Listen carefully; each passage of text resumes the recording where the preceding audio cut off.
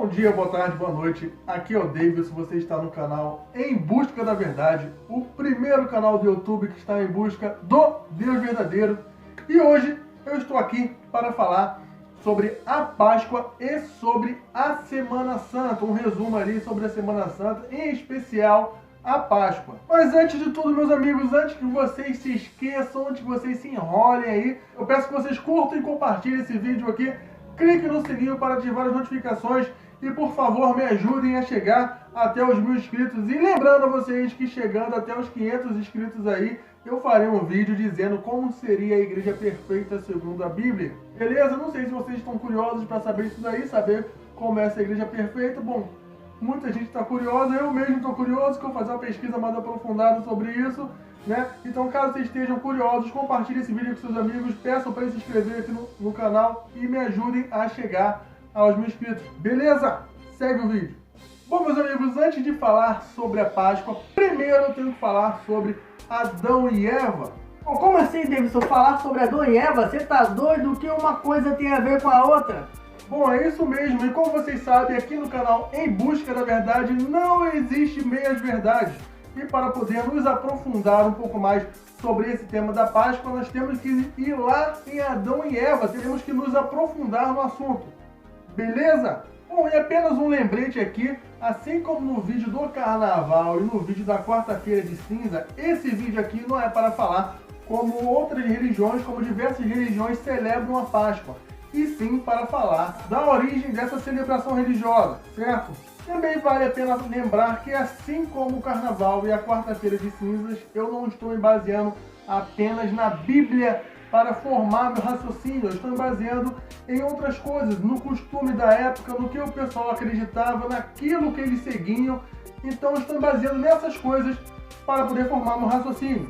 Beleza? Bom, esse assunto aqui da Páscoa é um assunto meio complexo, e para que eu possa formar meu raciocínio, para que eu possa apresentar melhor toda essa teoria aqui para vocês, toda essa origem aqui para vocês, vocês devem saber que a quantidade de pessoas que habitariam o nosso pequeno planeta Terra aqui e a quantidade de pessoas salvas e condenadas já foi estabelecido por Deus antes mesmo de Deus criar o universo. Bom, calma aí, Davidson. Calma aí, cara. Você tá viajando, meu brother.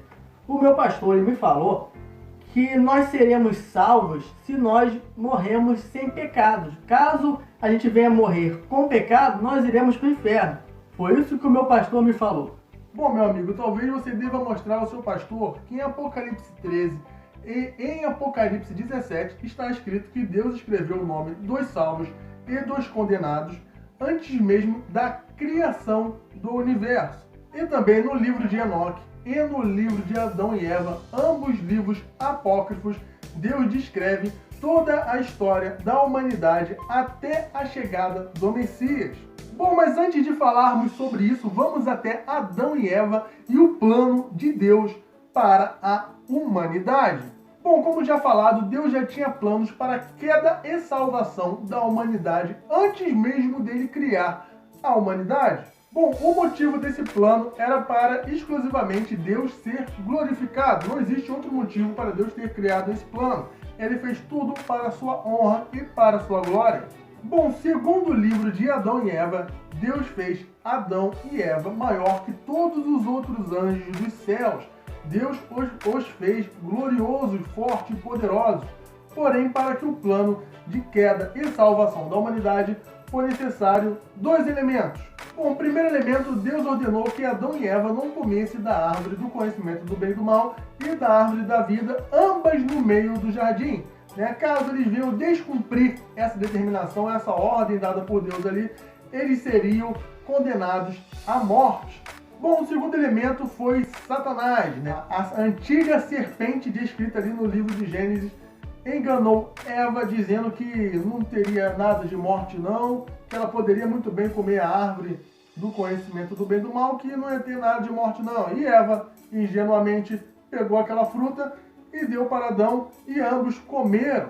Bom, segundo o livro de Adão e Eva, quando isso aconteceu, Adão e Eva perderam seu poder angelical. Uma vez que eles eram mais poderosos que todos os anjos, eles perderam essa luz, esse brilho que eles tinham e sem esse brilho para ofuscar a sua vista, eles chegaram a perceber que estavam nus. Né? Esse brilho de Adão e Eva, ele também é descrito quando Moisés desce do monte, né? Diz que seu rosto estava resplandecente, e quando Jesus também sai do monte ali, que está falando com Elias, né? E com Moisés também, quando Jesus sai do monte, diz que ele estava brilhando, estava resplandecente o seu rosto. Né? Esse brilho de Adão e Eva, eles perderam, e sem esse brilho, um conseguiu olhar para o outro, e eles conseguiram se ver, e perceberam que ambos estavam nus. Bom, essa desobediência causou a queda do homem, o chamado pecado original, trazendo assim a morte para eles e para toda a humanidade. Mas não se desesperem, meus amigos, porque isso tudo fazia parte do plano de Deus, pois era necessário que eles viessem a cair, a ser condenados à morte por conta de uma desobediência deles, para que assim pudesse surgir o Salvador.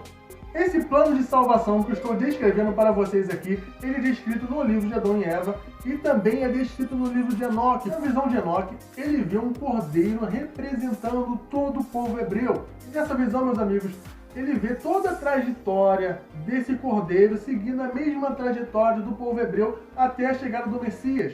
Isso é importante mais para frente. Peço que vocês lembrem dessa parte aqui, desse cordeiro, porque isso é muito importante mais pra frente, beleza? Bom, como já falado, Adão e Eva, eles pecaram e ao pecar, eles se afastaram de Deus, trazendo assim sobre eles o pecado e, consequentemente, a morte, e a morte também sobre toda a sua descendência, toda a humanidade. Bom, porém, Abel, filho de Adão e Eva, ele surpreende a Deus a fazer um sacrifício de um cordeiro, transferindo assim a sua morte para aquele animal. Uma vez que ao pecar ele estava condenado à morte, ele apenas transferiu a sua carga, a sua condenação para aquele animal. Bom, como vocês já sabem, essa história famosa aí, Caim acaba matando Abel. E Caim sai da berta ali de Adão e Eva e vai para um local e se casa com uma mulher de origem desconhecida. Caso vocês queiram, eu posso fazer um vídeo futuro falando de quem é essa mulher, beleza? Bom, após isso, Adão e Eva têm mais filhos e filhas, né? E um desses filhos se chama Sete. E a descendência de Sete é descrita por ser mais obediente a Deus, enquanto a descendência de Caim é descrita por ser mais rebelde. Um dos descendentes de Sete é Enoque. Enoque é uma figura muito importante ali, tem toda uma história por trás de Enoque, inclusive um livro bem polêmico ali de Enoque. E caso vocês queiram, eu posso fazer um vídeo exclusivo falando apenas de Enoque, beleza? Um dos descendentes de Enoque é Noé. Noé é aquele personagem, né, que constrói a arca ali para poder salvar a humanidade do dilúvio, né, desse castigo de Deus aí, porque a humanidade estava se desviando do caminho de Deus. Bom, após o dilúvio surge um cara aí chamado Abraão. E Abraão, como falado no vídeo A Verdade sobre a Guerra no Oriente Médio, é o patriarca do povo hebreu e do povo árabe. Caso vocês tenham assistido o vídeo, vocês sabem disso. Caso vocês não tenham assistido, aperta o pause nesse vídeo aqui e vá lá, assista o vídeo sobre a verdade sobre a guerra no Oriente Médio, para você não ficar por fora, não ficar boiando em alguns assuntos aqui, beleza? Bom, como alguns já sabem, Abraão tem Isaac, Isaac tem Jacó. Jacó cai na porrada com um anjo que depois se revela ser Deus, e por conta disso, Jacó muda seu nome para Israel. Então, Israel, né, o antigo Jacó, tem 12 filhos, e esses 12 filhos são os patriarcas das 12 tribos de Israel, beleza? Bom, os descendentes de Israel acabam indo morar ali na região do Egito, e depois de um tempo esse povo passa a ser escravizado, né? Não foi um local muito bom para se mudar. Enfim, depois de cerca de 400 anos, isso ele já há bastante tempo ali como escravo, surge um homem chamado Moisés. Bom, essa história já é famosa, como vocês já sabem, Moisés, ele sendo um profeta de Deus, ele vai até Faraó e ordena que Faraó liberte o povo hebreu. Caso contrário, Faraó sofrerá com as 10 pragas do Egito. Deixe meu povo ir, disse o Senhor.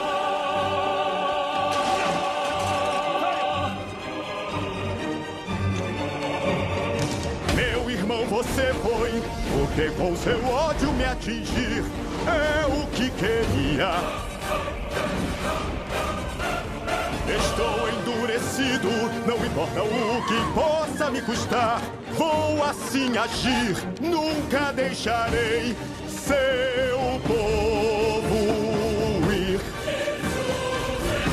Disse o Senhor, não deixarei seu povo ir.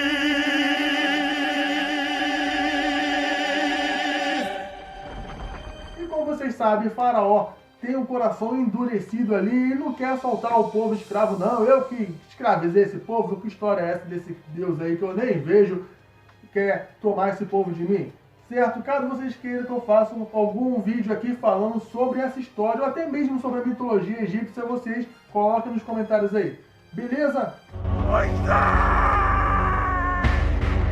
Bom, meus amigos, a 10ª praga é algo bem pesado, porque Moisés diz que Deus passará por todo o Egito, em casa, pegando, matando, ceifando a vida de todos os primogênitos. Todos os primeiros filhos, os filhos mais velhos, serão mortos. Inclusive, os filhos dos animais também serão mortos, inclusive o filho de Faraó. E é aí, nesse enredo, nesse momento, que acontece a primeira Páscoa. Bom, está escrito aqui em Êxodo, né? O Senhor Deus falou com Moisés e Arão no Egito. Ele disse: este mês será para vocês o primeiro mês do ano. Diga a todo o povo israelita o seguinte: no dia 10 deste mês, cada pai de família escolherá um carneirinho ou um cabrito para a sua família, isto é, um animal para cada casa. Se a família for pequena demais para comer o animal inteiro, então o dono da casa e o seu vizinho mais próximo o comerão juntos, repartindo-o de acordo com o número de pessoas e a quantidade que cada um puder comer. O animal deverá ser um carneirinho ou um cabrito sem defeito, de 1 ano. Vocês o guardarão até o dia 14 deste mês, e na tarde desse dia, todo o povo israelita matará os animais. Pegarão um pouco do sangue e o passarão nos batentes dos lados e de cima das portas das casas, onde os animais vão ser comidos. Nessa noite, a carne deverá ser assada na brasa e comida com pães sem fermento e com ervas amargas. A carne não deverá ser comida crua nem cozida. O animal inteiro, incluindo a cabeça, as pernas e os miúdos, será assado na brasa. Não deixem nada para o dia seguinte e queimem o que sobrar. Já vestidos, calçados e segurando o bastão, comam depressa o animal. Esta é a Páscoa de Deus, o Senhor. Nessa noite eu passarei pela terra do Egito e matarei todos os primeiros filhos, tanto das pessoas como dos animais, e castigarei todos os deuses do Egito. Eu sou o Senhor. O sangue nos batentes das portas será um sinal para marcar as casas onde vocês moram. Quando estiver castigando o Egito, eu verei o sangue e então passarei por vocês sem parar, para que não sejam destruídos por essa praga. Comemorem esse dia como festa religiosa para lembrar que eu, o Senhor, fiz isso. Vocês e os seus descendentes devem comemorar a festa da Páscoa para sempre. Bom, a palavra Páscoa, como demonstrado nesse texto da Bíblia que eu li para vocês, representa a passagem, quer dizer, Deus saindo para libertar o seu povo rumo à terra prometida. Bom, até hoje, os judeus comemoram a Páscoa, assim como está escrito na Torá, né? Esse capítulo que eu li aqui para vocês. Mas, para os cristãos, a Páscoa é um pouco diferente. Isso acontece por conta de Jesus. A Páscoa do cristão é diferente por causa de Jesus. Já os judeus, eles não acreditam, né, que Jesus seja o Messias, então eles comemoram a Páscoa, assim como era comemorado na época de Moisés. Na época de Cristo ali, né, os milagres de Jesus já haviam se espalhado por todo o povo. A cidade de Jerusalém estava muito movimentada por conta disso. Então Jesus, ele chega para os seus discípulos e pede um jumento que estaria parado próximo à entrada de Jerusalém para que ele possa entrar em cima daquele jumento. E aí que começa algo muito interessante, meus amigos, né? Enquanto os seus discípulos estavam carregando o jumento, levando ele até Jesus, muitas pessoas perguntavam: ô, pra onde você está levando esse jumento aí? O que você vai fazer com ele? E os discípulos simplesmente respondiam: não, eu estou levando esse jumento para o mestre, eu estou levando ele para o nosso rei, estou levando o jumento para o Messias. E é aí que começa a confusão, porque a notícia se espalha muito rápido e todo mundo se reúne aguardando a passagem de Jesus, do Messias, até a entrada de Jerusalém. A multidão gritava: Hosana nas alturas, Hosana nas alturas, e pegava ramos de palmeiras e colocavam no caminho onde Jesus ia passar. Alguns pegavam suas vestes e colocavam no caminho por onde ele iria passar. Hosana nas alturas, o que isso quer dizer? Isso quer dizer: salva-nos, ó tu, que habita nas alturas. Eles falavam isso pois acreditavam na vinda de um Messias libertador que libertaria Israel das garras dos seus inimigos. Mas e o que quer dizer aqueles ramos de palmeiras que eles estavam segurando? Bom, as palmeiras, segundo o livro de Enoque, representa a árvore da vida. Quando Enoque tem uma visão dos céus, ele vê a árvore da vida, e essa árvore, através da visão de Enoque, é uma palmeira. O povo naquela época, não todos, vai lembrar, muitos não sabiam nem ler, mas algumas pessoas sabiam que a árvore da vida era uma palmeira. Então, quando Jesus está vindo, rapidamente eles pegam ramos de palmeiras para poder celebrar a entrada do Messias, a entrada de Deus ali em Jerusalém. Então, aqueles ramos de palmeira eram uma forma de reconhecer Jesus como Messias, como o próprio Deus aqui na Terra, né? Como uma forma de celebrar a entrada em Jerusalém daquele que traz a vida eterna. Bom, meus amigos, aconteceu muita coisa desde a entrada de Jesus de Jerusalém, no domingo até quarta-feira, né? Essa semana é uma semana muito movimentada ali em Jerusalém, muito movimentada, muito descrita na Bíblia. Caso vocês queiram que eu faça um vídeo mais aprofundado sobre qualquer assunto aqui, vocês colocam aqui no comentário, beleza? Mas resumindo aqui, Jesus entra em Jerusalém no domingo e na quarta-feira acontece algo histórico. A Santa Ceia acontece na quarta-feira e, como falado, como determinado, não era permitido comer pão com fermento, apenas pães sem fermento, os chamados pães asmos. E Jesus, como um bom judeu, durante a ceia, ele pega aquele pão asmo, aquele pão sem fermento, e parte o pão representando o corpo de Cristo. Kabulule, Waokulu, Tenau Kishmi, E na ceia também, ele bebe o vinho e compartilha o vinho com os outros discípulos, representando assim o sangue de Cristo. Kabilo, Steo, Tenadami, Tebretha, Hadatha, Tihivlakom, Wathrabin, Timashlech Hatayin. Udo Denala Tekrani. Bom, aí as coisas acontecem muito rápido, né? Jesus, ele diz que um deles irá o trair e rapidamente, né, Judas, ele se rebela como o traidor. E entre quarta e a madrugada de quinta-feira, Judas traz Jesus por 30 moedas de prata. Jesus, ele sai dali da casa, né, de um dos seus discípulos e vai até o monte orar.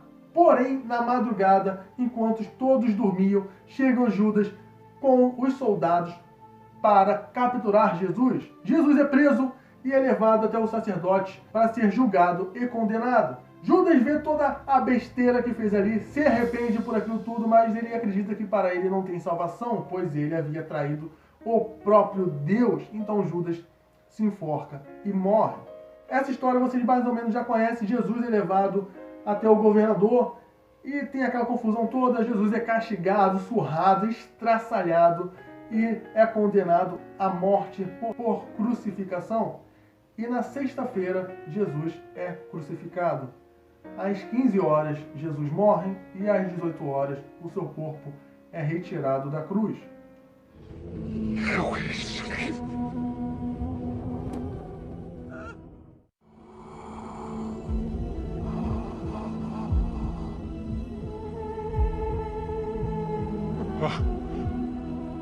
They're dead.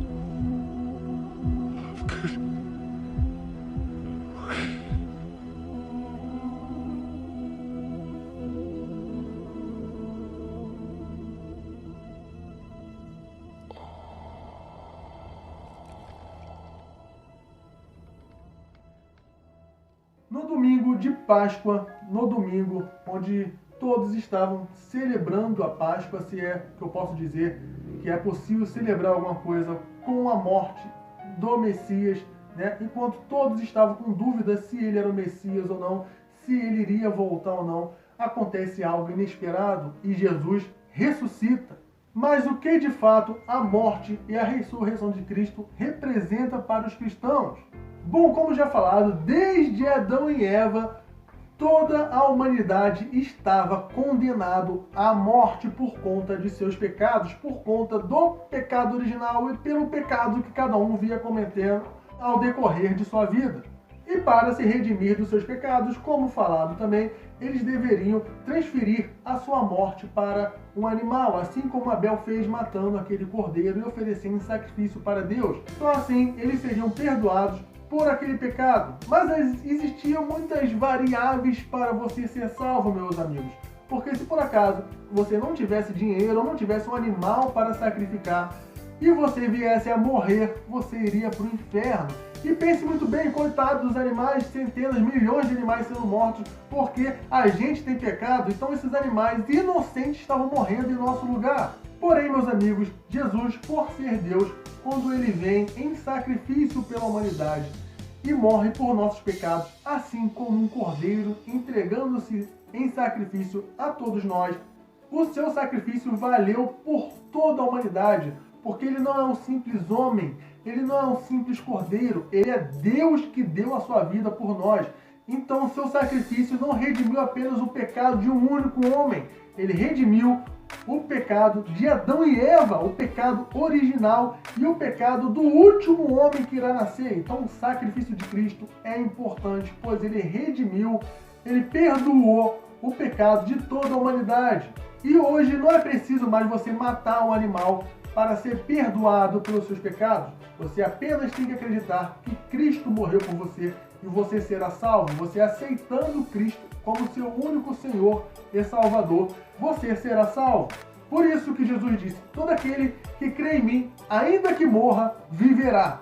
Pois essa vida que ele está falando não é essa vida carnal, e sim a vida espiritual. E a morte que ele está falando não é essa morte física, e sim a morte do espírito jogada no inferno, no lago de fogo. Então, quando ele vem para nos salvar, ele está nos salvando dessa condenação. Por isso que não importa o seu pecado, através do sacrifício de Jesus, aquele que crer em Deus, em Jesus Cristo, será salvo. E é isso que representa a Páscoa para o cristão. Não representa apenas a passagem de Deus libertando o povo hebreu de uma vida de escravidão rumo a uma terra prometida, rumo a Israel. Representa também a passagem de Deus, de Jesus, libertando a humanidade de uma vida de escravidão pelo pecado, rumo a uma santidade, a terra prometida, a nova Jerusalém. Bom, meus amigos, esse foi o vídeo. Eu espero que vocês tenham gostado. Eu sei que ficou algumas dúvidas aí no ar, ficou muito resumido essa parte ali da Semana Santa. Então, caso vocês tenham alguma dúvida, se vocês não compreenderam muito bem isso que eu falei aqui, coloquem nos comentários aqui que eu faria um vídeo respondendo a cada um de vocês, ou faria um vídeo mais aprofundado sobre a Semana Santa, beleza? E caso vocês tenham gostado, eu sei que esse foi um vídeo longo, mas é um assunto complexo, não dá para fazer coisa de 10 minutos ali não, tem que ser um assunto mais aprofundado, e mesmo sendo aprofundado, ficam algumas dúvidas, né? Então, caso vocês tenham gostado, clique no joinha, compartilhe esse vídeo aqui com seus amigos, para que eles saibam como celebrar a Páscoa corretamente, qual a origem da Páscoa. Muita gente não sabe o que quer dizer a Páscoa, né? Acha que é coelho, ovo, né? De onde isso veio. Caso vocês tenham uma dúvida sobre por que hoje em dia se dá ovo da Páscoa, né? Então coloca nos comentários aqui que eu posso fazer um vídeo futuro falando sobre isso. E caso vocês não tenham gostado desse vídeo, caso se sentiu ofendido, caso não concordou com algumas coisas que eu falei aqui, clique no dislike e comentem aqui abaixo por que você não gostou, para que assim eu possa fazer um conteúdo com melhor qualidade, de forma que eu possa agradar a todos. É difícil, nem Jesus agradou a todos, quem sou eu para agradar, né? Mas eu estou tentando fazer um conteúdo com qualidade. Então, por favor, compartilhe esse vídeo aqui, comentem aqui abaixo o que vocês não gostaram, beleza? E não se esqueçam de se inscrever aqui no canal e me ajude a chegar aos 1000 inscritos. E lembrando que chegando aos 500 inscritos, eu farei um vídeo falando como seria a igreja perfeita segundo a Bíblia. Beleza? E é isso aí, pessoal. Esse foi o vídeo. Espero que vocês tenham gostado. E eu peço a ajuda de vocês para que vocês sempre possam me ajudar a buscar a verdade.